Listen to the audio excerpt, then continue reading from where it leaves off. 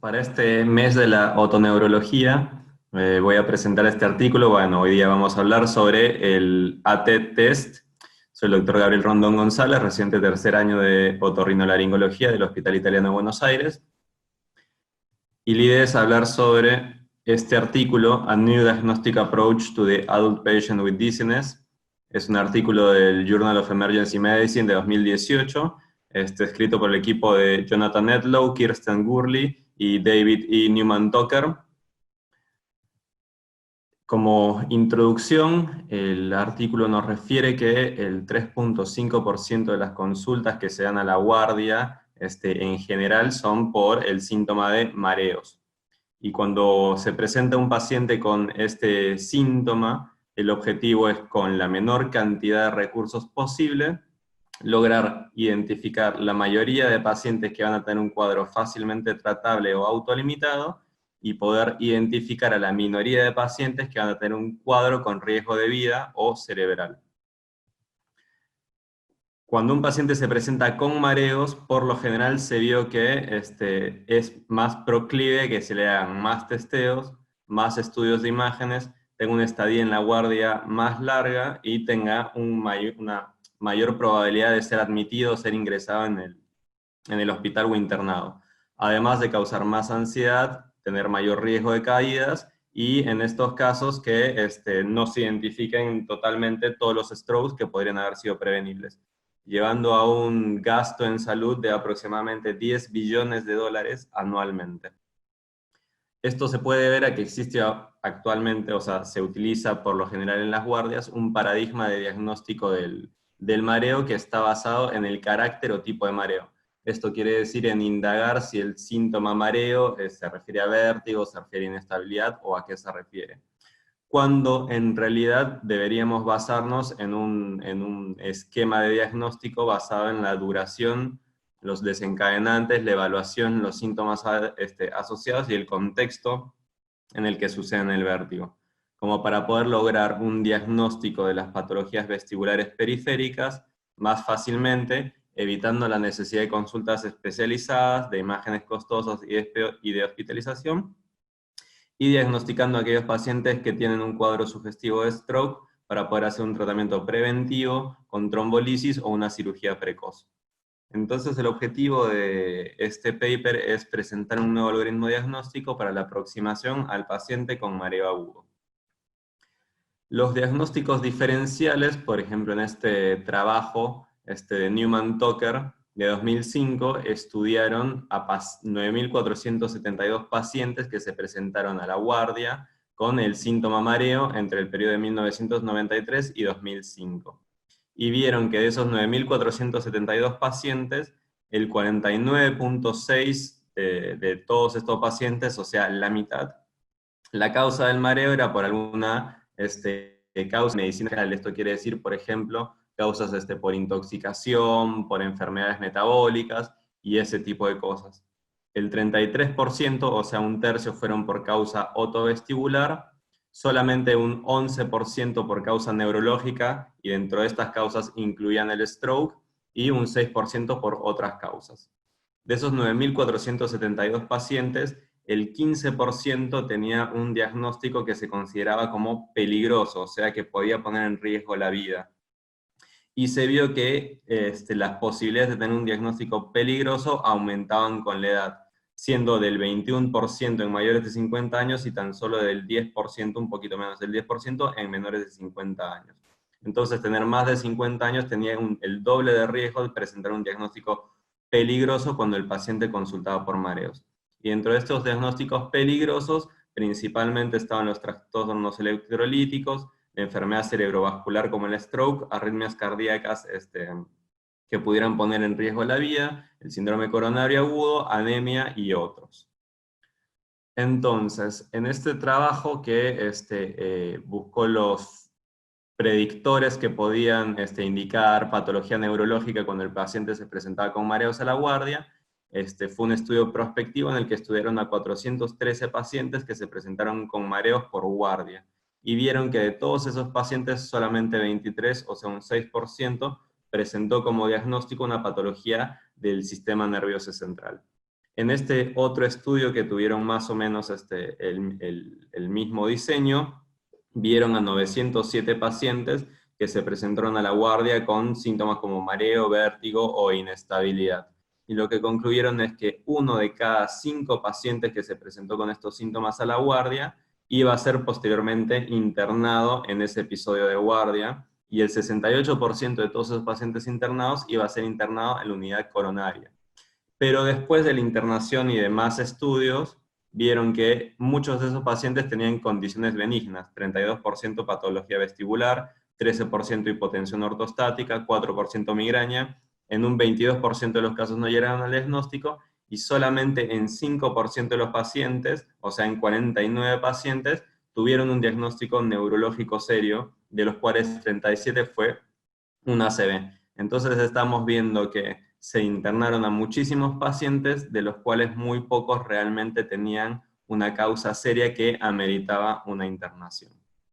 Entonces, ¿de dónde surge este paradigma de diagnóstico de los mareos y cuáles son las fallas que tiene? Inicialmente en 1972, Drachman, en este artículo An Approach to the Dizzy Patient, es que propone este paradigma para estudiar el mareo a partir del carácter del síntoma, preguntándole al paciente a qué llama usted mareo. Entonces, dependiendo de la respuesta del paciente, podíamos categorizar el mareo dentro de alguna causalidad. Si el paciente respondía, por ejemplo, que el mareo era vértigo, uno lo asociaba a patología vestibular. Si el paciente respondía que el mareo era presíncope o características de presíncope, uno lo asociaba a patología cardiovascular. Si se refería a desequilibrio, entonces patología neurológica, o si encajaba dentro de otras definiciones, podía ser patología psiquiátrica, patología metabólica, etc. Pero para que esto sea cierto, tenemos que tener dos premisas verdaderas. Primero, aceptar la capacidad del paciente de elegir solamente una definición de mareo dentro de las posibles definiciones, y que exista una relación directa entre esta definición de mareo y la causalidad, o sea, la causa. Entonces, dentro de la primera premisa que vemos a la izquierda, este estudio trató de determinar la confiabilidad y consistencia de lo que sería el carácter del síntoma mareo. Y lo que vieron es que de todos los pacientes que entrevistaron, el 50% de los pacientes cambiaba la respuesta de su definición de mareo, inclusive 6 minutos después de ser repreguntados. O sea, si por ejemplo le preguntabas al inicio de la consulta a qué se refería con mareo, te respondía vértigo, y capaz que 5 o 6 minutos después se lo repreguntabas y te refería que en realidad tenía inestabilidad. Y que el 60% de los pacientes, o más del 60%, respondió más de una definición. Por otro lado, en cuanto a la relación de causalidad, vemos que en este artículo el término vértigo no presentó asociación con el stroke de fosa posterior, que el 40% de los casos de mareo de causa cardiovascular describen el síntoma como vértigo y no como presíncope, y que los pacientes con vértigo posicional paroxístico benigno a menudo, en vez de describir un síntoma como vértigo, describen el mareo como no vertiginoso, justamente más en la población adulta. Entonces, con esto podemos decir que ambos preceptos pueden ser demostrados como falsos, y que por eso debería basarse el diagnóstico en un esquema basado en la duración y los desencadenantes del síntoma de los mareos. Porque esto sería mejor creando una gama de diagnósticos diferenciales y rankeándolos en cuanto a benignos y más serios. Y además, cuando uno interroga la duración y los desencadenantes del síntoma, las respuestas de los pacientes serían más consistentes, y esto ya se ve en otro tipo de síntomas que se interrogan habitualmente por guardia. Entonces, los errores en el diagnóstico se pueden ver, por ejemplo, en este estudio que estudiaron 475 pacientes evaluados por neurólogos en guardia que se presentaron por el síntoma mareo con gafas de Frenzel. Los neurólogos que evaluaron a estos pacientes vieron que el 73% tenían un diagnóstico inicial de una condición benigna, y solamente el 27% tenía como diagnóstico inicial una condición seria. Todos estos pacientes fueron reevaluados, o se les hizo un seguimiento a los 30 días, y la idea es que en el seguimiento los evaluara otro neurólogo que no tuviera información o que no supiera cuál fue el diagnóstico inicial que se les hizo por guardia. Entonces, en esta segunda evaluación, en 44% de los casos hubo un cambio de diagnóstico. El 58% de los diagnósticos que se dieron como benignos inicialmente fueron erróneos, y hubo un 17% de pacientes con stroke no diagnosticado. Y lo que vieron es que la evolución del curso clínico, o sea, el cambio de la clínica de un momento inicial hacia los días posteriores, fue responsable del 70% de los diagnósticos erróneos. Mencionan que el ACV de circulación posterior es un cuadro que imita muchas veces a cuadros benignos de vértigo periférico, y que incluso el 3% de vértigos referidos al otorrino, que fueron vistos primeramente por guardia, tienen un stroke no diagnosticado. ¿Qué es lo que pasa con el stroke no diagnosticado? Que se pierde la posibilidad de tratar la patología vascular subyacente. Los pacientes con un stroke no diagnosticado pueden desarrollar edema de fosa posterior, que puede resultar fatal, y se pierde la oportunidad de que, si se diagnostica de manera precoz, se pueda hacer un tratamiento trombolítico que tenga un mejor pronóstico.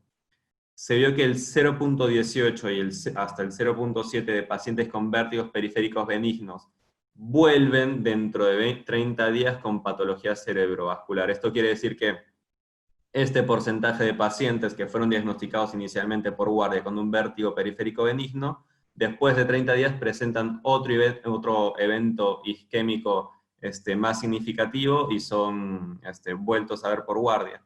Uno piensa que este porcentaje es un poco insignificante, pero si nosotros tenemos en cuenta la cantidad de pacientes que consultan por mareo a la guardia, en realidad es un número muchísimo más significativo.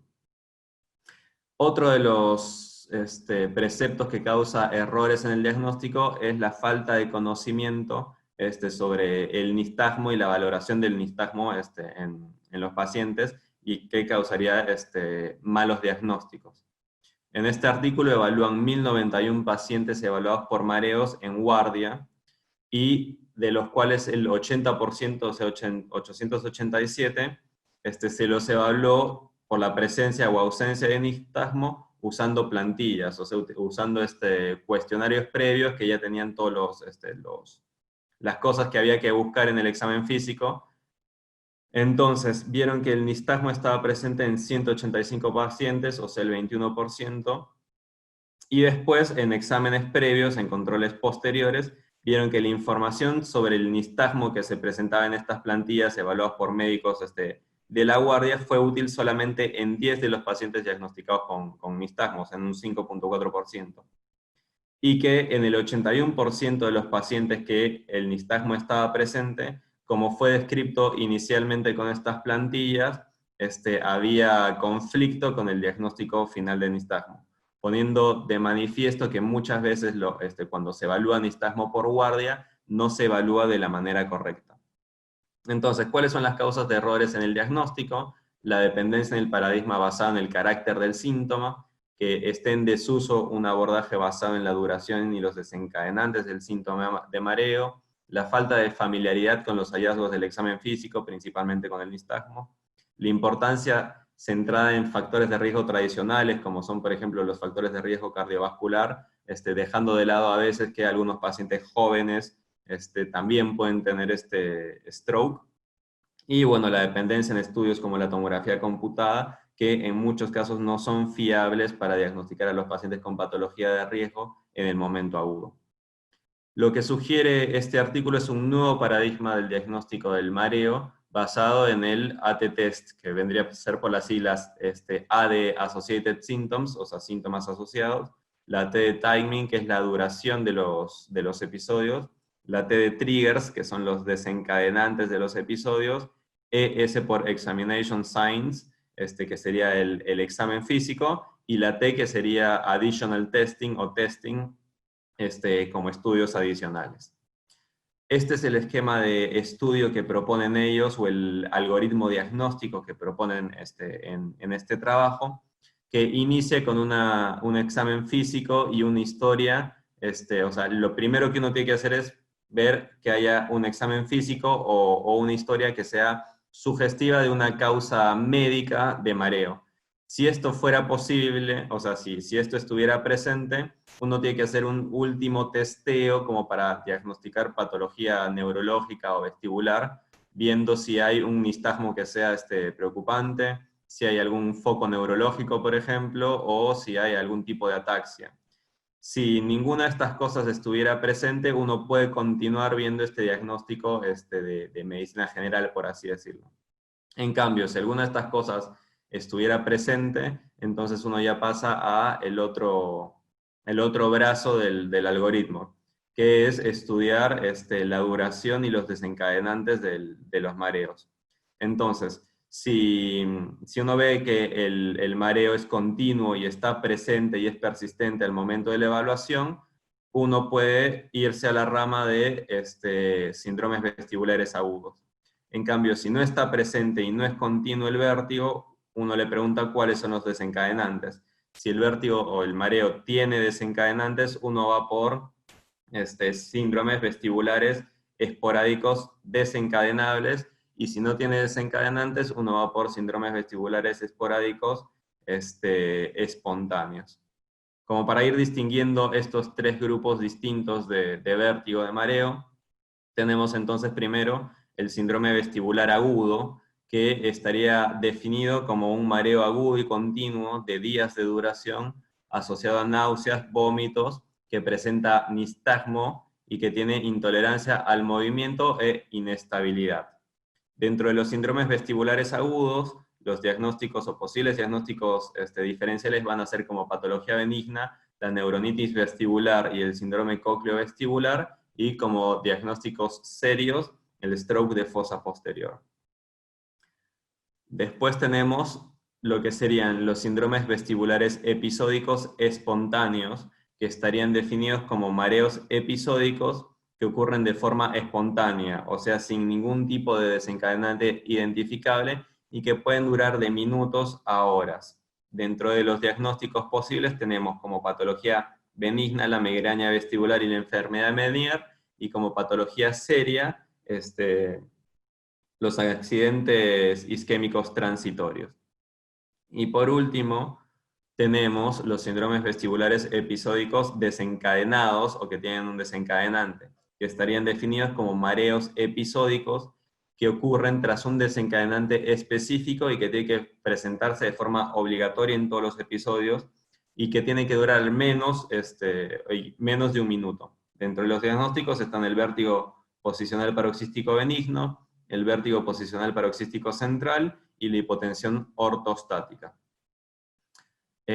Analizando primero los síndromes vestibulares agudos, como dijimos, mareo agudo y continuo de días de duración asociado a náuseas, vómitos, con presencia de nistagmo, intolerancia al movimiento e inestabilidad. Lo más común, la neuronitis vestibular, el síndrome cócleo-vestibular. Lo más riesgoso, el stroke de fosa posterior, y algunos diagnósticos más raros serían la hemorragia cerebelar, déficit de tiamina y algunas enfermedades infecciosas, autoinmunes, metabólicas.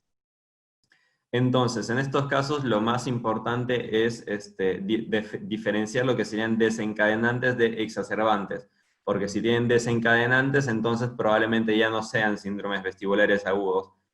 Entonces, poniendo ejemplos, el vértigo posicional paroxístico benigno puede tener, es una patología con desencadenantes, lo desencadena los cambios de posición, pero entre episodio y episodio de vértigo desencadenado por el movimiento, pueden haber algunos síntomas leves como mareos, como sensación de cabeza pesada.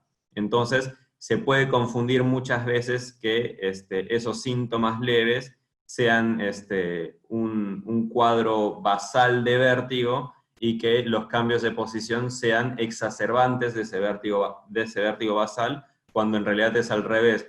Es un vértigo desencadenado que tiene entre medio de los episodios síntomas no vertiginosos que quedan permanentemente. Y los exacerbantes, que serían los síndromes vestibulares agudos, que son síndromes que tienen un cuadro vertiginoso basal permanente, pero que los cambios de posición, por ejemplo, exacerban ese cuadro. Entonces, en ese caso, no son desencadenantes, sino son exacerbantes del cuadro. Por eso el interrogatorio en estos casos es muy importante como para poder discernir si son desencadenantes los cambios de posición, por ejemplo, o son exacerbantes. Porque si son exacerbantes estaríamos ante un cuadro de síndrome vestibular agudo. Entonces, para cada patología en particular, la neuronitis vestibular sería una inflamación benigna autolimitada del nervio vestibular que puede ser de origen viral o postviral.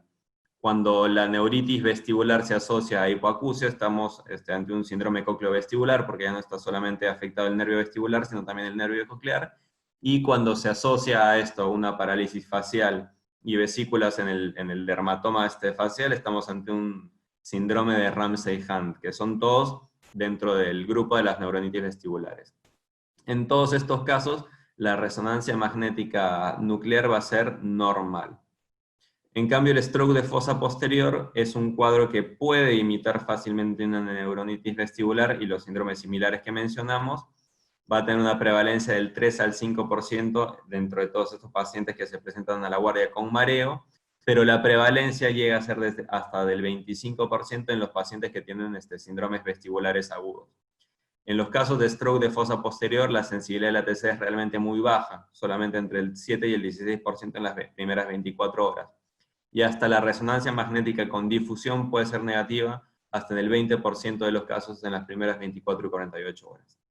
Entonces, por eso ponía esta imagen de David y Goliat, el mito del gigante Goliat, que es vencido por una persona común y corriente, que es David, mediante el ingenio utilizando una onda, que sería una alegoría al examen físico y la resonancia. Goliat sería como la resonancia magnética, que es un estudio tan específico y que nos puede brindar tanta información, y David sería el examen físico, que a veces uno teniendo estos estudios adicionales lo dejamos de lado, pero que en el caso del síndrome vestibular agudo se vio que el examen físico tendría mucho mayor sensibilidad que la resonancia para detectar el stroke de fosa posterior. Entonces, David, el examen físico, estaría venciendo a Goliat, la resonancia magnética nuclear.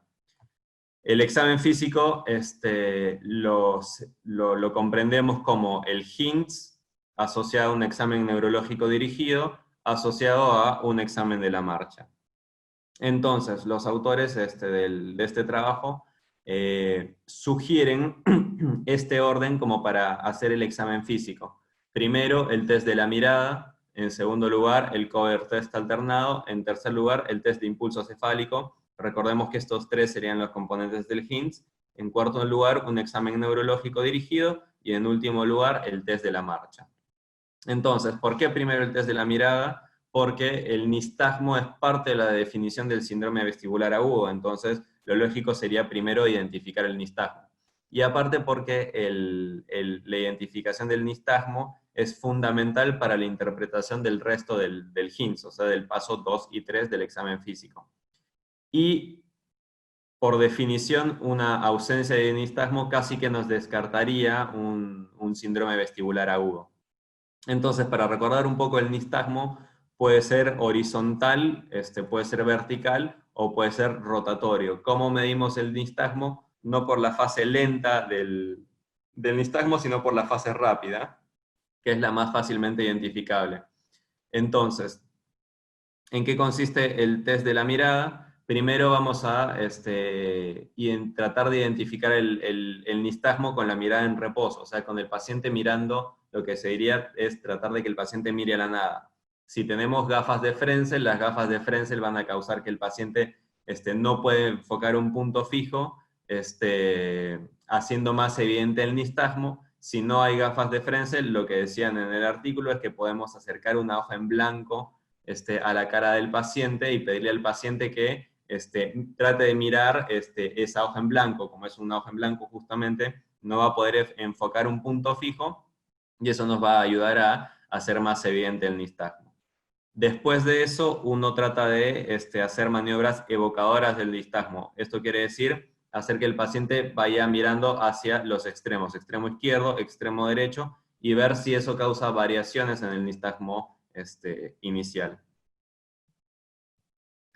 Entonces, ¿qué sería un signo de alarma? Un signo de stroke de fosa posterior, un nistagmo vertical o un nistagmo torsional puros que se presenten en cualquiera de las posiciones como con estas características, un nistagmo que sea horizontal, pero que en vez de de ser de dirección fija, que cambie en las distintas posiciones de evocación, o un nistagmo horizontal, o sea, pero realmente lo más común es un nistagmo horizontal de dirección fija, que también es un hallazgo de neuronitis vestibular.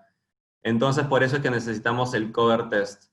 El cover test lo que hace es evaluar la skew deviation. La skew deviation es una desalineación vertical que se produce por desbalance de las vías vestibulares sensibles a la gravedad. Como vemos en el dibujo de acá del costado, tenemos ambos ojos descubiertos primero, y lo que vamos a hacer es cubrir primero un ojo, descubrir ese ojo y cubrir rápidamente el otro ojo, alternando entre uno y otro ojo que va a ser el que está cubierto. ¿Qué es lo que vamos a ver cuando hay un cover test alterado? Lo que vamos a ver es que cuando cubro un ojo, al descubrirlo, va a tener un pequeño reflejo de acomodación, por así decirlo, que va a ser una desalineación vertical. O sea, el ojo rápidamente va a irse como hacia arriba y después va a volver a su posición original. Y mientras tanto voy a estar cubriendo el otro ojo, y cuando descubre el otro ojo y cubre el ojo que tenía la mirada hacia arriba, después el ojo que descubro va a tener como una desviación hacia abajo. Entonces, como están indicados acá con las flechitas. Entonces, si tengo un skew deviation presente, eso es muy sugestivo de patología neurológica o de stroke, y un skew deviation ausente va a ser más sugestivo de una neuronitis vestibular. En tercer lugar va a estar el test de impulso cefálico. El test de impulso cefálico lo que va a hacer es evaluar el reflejo vestíbulo ocular. El reflejo vestíbulo ocular es un reflejo que se produce justamente entre los ojos y el vestíbulo, que cuando estamos fijando la mirada hacia un punto en específico y desviamos la cabeza hacia, o sea, de manera horizontal, se va a estimular algún conducto semicircular y la mirada se va a desviar en dirección contraria al conducto semicircular horizontal que está estimulado, como corrigiendo la mirada, permitiéndonos que cuando uno fija la mirada, los movimientos de la cabeza no alteren el punto fijo de visión. Entonces, lo que se hace con el test de impulso cefálico es pedirle al paciente que mire directamente a la nariz del evaluador, y se le va a girar rápidamente la cabeza en una dirección y en otra dirección, evaluando que la mirada quede fija en el punto inicial. Si es que se producen sacadas de corrección, o sea que la mirada se desvía y rápidamente vuelve al punto inicial, eso sería una sacada de corrección, damos el test como positivo, dependiendo de la dirección. Entonces, una sacada de corrección sería más sugestiva de patología de neuronitis vestibular, de patología vestibular periférica, mientras que una sacada de corrección ausente, o sea, un test normal, sería más indicativo de stroke de fosa posterior. Hay que tener en cuenta que los strokes de la AICA pueden afectar directamente el vestíbulo, por lo tanto pueden tener sacadas de corrección y por lo general van a estar asociados a hipoacusia. Entonces, teniendo el HINTS, como para resumir un poquito, serían los pasos 1, 2 y 3. Si tenemos en el paso 1, o sea, en el test de la mirada, un nistagmo anormal asimétrico, si tenemos en el skew test un resultado normal y en el HIT un resultado normal, todo esto es indicativo de algo más neurológico. Pero si tenemos en el test de la mirada un resultado anormal pero simétrico, en el skew test un resultado normal y en el HIT un resultado anormal pero simétrico, todo esto es más indicativo de patología vestibular periférica, como una neuronitis vestibular. De todas formas, sea cual sea el caso, vamos a hacer igualmente un examen neurológico dirigido a la evaluación de otros pares craneales, como para evaluar stroke de fosa posterior, y finalmente el test de la marcha, porque en los pacientes con stroke de fosa posterior, el test de la marcha va a dar muy alterado, el paciente no va a poder mantenerse en pie ni caminar derecho, mientras que en los pacientes con neuronitis vestibular, probablemente el paciente sí pueda realizar estas tareas. Este cuadro resume un poco todo lo que estuvimos diciendo. La patología periférica, vestibular periférica, va a tener un nistagmo que va a ser predominantemente horizontal y fijado, o sea, fijado en una dirección. Va a tener un skew test que va a ser normal, va a tener un head impulse test, o sea, un hit que va a ser anormal de forma unilateral con el movimiento de la cabeza hacia el lado afectado. El examen neurológico dirigido no va a tener alteración de los pares craneales y los test de la marcha, el paciente va a estar habilitado como para caminar o sentarse de forma no asistida. Mientras que en las patologías centrales, en el stroke de fosa posterior, el nistagmo va a ser predominantemente vertical o torsional, o si es horizontal no va a tener una dirección fija, o sea, va a cambiar de dirección en los distintos puntos de la mirada. El test de skew va a dar alterado, el head impulse test va a estar alterado de forma, va a ser normal de forma bilateral, o sea, no va a tener sacadas de corrección. El examen neurológico dirigido puede presentar alteraciones de otros pares craneales, y en el test de la marcha el paciente no va a poder caminar de forma inasistida. Ahora pasando a los síndromes vestibulares esporádicos espontáneos, como los definimos, episodios de mareo espontáneo y recurrente, o sea, que pueden ser de segundos hasta días de duración, pero habitualmente van a ser de minutos a horas, que no van a ser desencadenables. Esto es muy importante porque uno, cuando evalúa al paciente, lo más probable es que el paciente no tenga los síntomas y no vaya a haber ningún tipo de maniobra que pueda desencadenar los síntomas. Si alguna maniobra en particular desencadena consistentemente los síntomas, entonces ya no sería un síndrome vestibular esporádico espontáneo. Y si el paciente en el momento del interrogatorio o en el momento de la evaluación presenta los síntomas, entonces tendríamos que tratarlo más como un síndrome vestibular agudo y evaluarlo por ese lado, no tanto como un síndrome vestibular esporádico espontáneo. Como dijimos, lo más común sería una migraña vestibular, una enfermedad de Meniere. Lo más riesgoso sería un accidente isquémico transitorio, y otras causas podrían ser síncopes vasovagales, ataques de pánico y otras enfermedades cardiovasculares o metabólicas. Entonces, la migraña vestibular es una patología de presentación muy variable que puede tener un nistagmo de características tanto periféricas como centrales o mixtas. Se caracteriza por ataques de vértigo, de mareos de segundos hasta días de duración, que se presentan con dolor de cabeza o migraña, que puede estar antes del episodio de mareo, durante el episodio de mareo o después del episodio de mareo. Van a estar por lo general asociados a síntomas como náuseas, vómitos, fotofobia, fonofobia. Pueden incluso presentarse con auras visuales, que son todos síntomas relacionados con la cefalea. Y el diagnóstico se va a dar más que nada por la combinación de hallazgos clínicos más la recurrencia en el tiempo de los episodios de migraña vestibular, sin ningún tipo de secuela tanto neurológica como motora o en general. Por otro lado, la enfermedad de Meniere es un diagnóstico un poquito más raro de presentarse, que va a caracterizarse por vértigo episódico. Por definición va a ser de minutos a horas, asociado ya sea a tinnitus o acúfenos, plenitud óptica e hipoacusia.